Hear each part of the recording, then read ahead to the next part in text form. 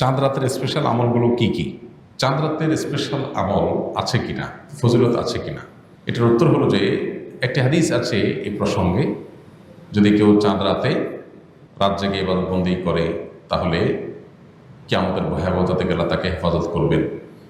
এই হাদিসের সনদ নিয়ে মুহাদ্দিসদের অনেকেরই আপত্তি আছে, অনেকে আপত্তি তুলেছেন এবং অনেক ওলামা একরাম চাঁদ রাতের আলাদা ইবাদতের কোনো ফজিলতকে অস্বীকার করেছেন, চাঁদ রাতের কোনো আলাদা ফজিলতের কথা বলেননি।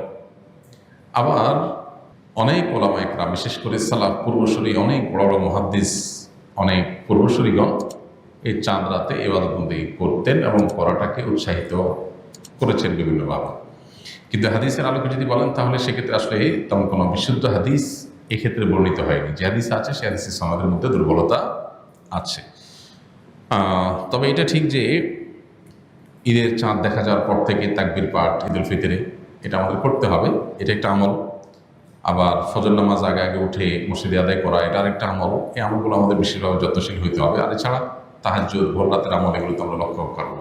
শাওয়াল মাসের একটা বিশেষ দিক, চাঁদ দেখার পর থেকে যে শাওয়াল মাস শুরু হয়ে যায় সেটা হলো যে রমজানের যে আমলগুলো করেছি সেগুলোর ধারা যেন আমাদের অব্যাহত থাকে।